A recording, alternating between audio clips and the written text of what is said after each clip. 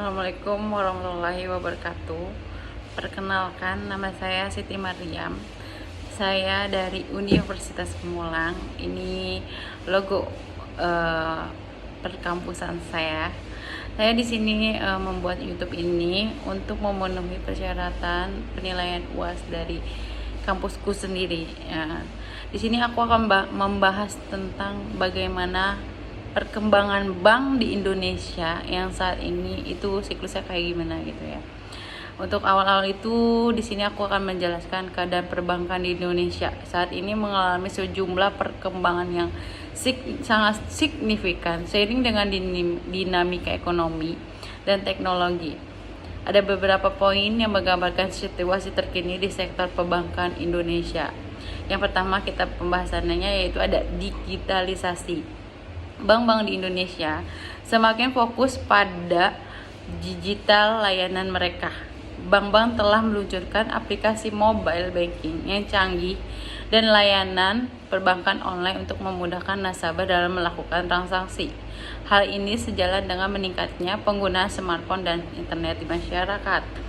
Nah, yang dimaksud mobile banking itu atau digitalisasi yang diterbitkan oleh BI atau Bank Indonesia itu yang kita pakai saat ini nih ya, untuk cukup memudahkan untuk mentransfer orang atau transaksi pembayaran lainnya seperti mau bayar rumah atau bayar listrik, tagih-tagih rumah tangga. Itu dimudahkan melalui aplikasi mobile banking yang diterbitkan oleh bank-bank yang ada di Indonesia sendiri. Apalagi untuk kaum milenial, mau jajan apapun bisa menggunakan dengan mobile banking ataupun QRIS. Nah, di sini ada lagi regulasi dan kebijakan. Otoritas Jasa Keuangan atau OJK dan Bank Indonesia sendiri terus memperkuat regulasi untuk menjaga stabilitas sistem keuangannya.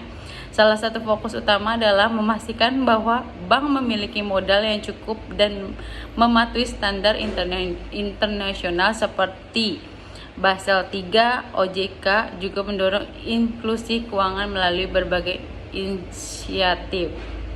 Nah, di sini tuh ada regulasi yang dari OJK itu. Gunanya OJK itu untuk jaminan kepada teman-teman apabila mau pinjaman online. Ini jaminan terpercaya atau tidak, itu bisa dilihat dari OJK-nya. Kalau apabila dia terdapat pinjaman online tidak berbasis OJK itu berarti ilegal, dan teman-teman itu harus waspada dengan ilegal tersebut. Jadi kalau teman-teman mau pinjaman online, teman-teman harus cari tahu ini berbasis OJK atau tidak. Kalau tidak berbasis OJK, jangan deh, takutnya nanti ada kendala ya teman-teman. Nah, di sini ada lagi inovasi fintech. Kehadiran perusahaan fintech telah mengubah lanskap perbankan di Indonesia sendiri. Banyak bank yang bekerja sama dengan perusahaan fintech untuk menyediakan layanan yang lebih inovatif dan inklusif. Ini termasuk pinjaman online, pembayaran digital, dan investasi berbasis aplikasi. Yang dimaksud di sini inovasi fintech itu yang tadi sebelumnya aku bahas ya teman-teman, ada regulasi dari OJK. Sepertinya kayak Shopee Pay atau GoPay. Terus ada lagi tuh kayak pinjaman online kayak pinjol-pinjol dengan berbasis dan bermacam-macam namanya ya. Nah, yang harus memang sih memudahkan, tapi teman-teman di sini harus perlu hati-hati. Apabila tidak terdaftar di OJK itu tersendiri, itu teman-teman harus waspada. Itu pinjaman-pinjaman yang ilegal. Kalau yang resmi itu berbasis dengan OJK ya teman-teman. Nah, untuk perbankan tersendiri itu waktu kemarin yang lalu, tantangan ekonomi yang dihadapin oleh perbankan sampai saat ini bisa bangkit istilahnya ya teman-teman. Perbankan sendiri itu sudah melewati tantangan ekonominya.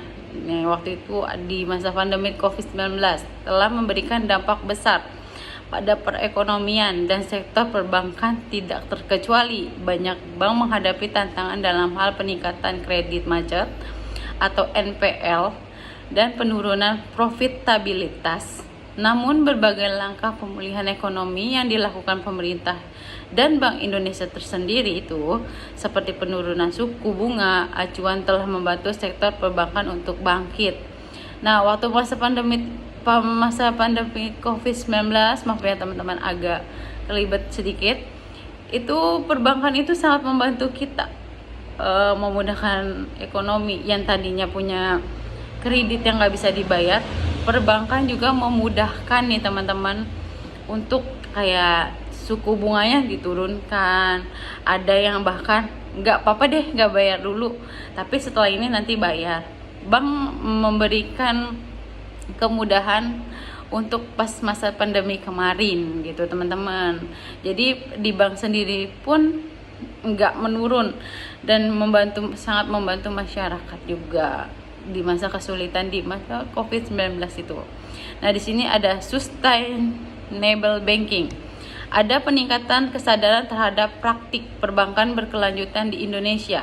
Bank mulai mengintegrasikan prinsip-prinsip lingkungan sosial dan tata kelola atau ESG dalam operasional mereka. Ini mencakup pembiayaan proyek ramah lingkungan dan berkelanjutan. Yang dimaksud sustainable banking itu kesadaran terhadap praktik perbankan berkelanjutan di Indonesia. Maksudnya pembiayaan proyeknya itu sangat mudah karena ada jaminan-jaminan yang memudahkan juga dan ramah di lingkungannya juga. Jadi sangat memudahkan di masyarakat yang apabila kesulitan. Perbankan di Indonesia juga dampaknya bisa sangat cukup membantu dan dipermudah ya teman-teman. Terus di sini ada meningkatkan inklusi keuangan. Pemerintahan dan regulator terus mendorong peningkatan inklusi keuangan. Ini termasuk perluasan akses ke layanan perbankan bagi masyarakat di daerah terpencil melalui program Laku Pandai dan agen Laku Pandai serta berbagai inisiatif lainnya. Nah, dari perbankan sendiri di Indonesia itu untuk pelosok-pelosok kecil, mungkin kita tinggal di daerahnya di daerah yang kota yang sudah sangat maju ini ya teman-teman.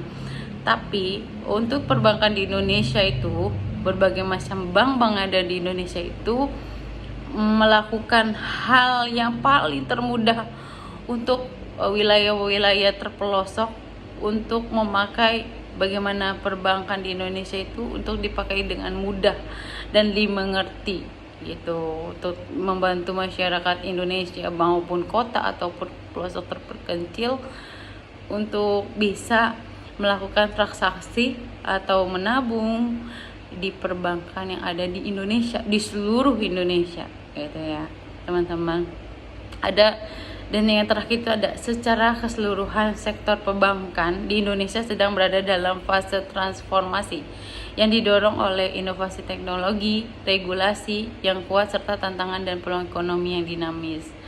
Nah, yang dimaksud di sini adalah sektor perbankan di Indonesia tersendiri itu untuk saat ini sangat banget bagus ya teman-teman. Banyak perkembangannya, banyak update yang mengikuti zaman hingga kita tuh menggunakan aplikasi di perbankan di Indonesia sendiri itu sangat mudah mengerti ya teman-teman. Dari untuk melakukan istilahnya mau nabung atau jenis pembayaran dan transaksi lainnya itu sangat dimudahkan oleh bank-bank yang ada di seluruh Indonesia, termasuk Bank Indonesia kita sendiri ya teman-teman. Jadi pesan dan kesimpulannya, gunakanlah perbankan dengan baik.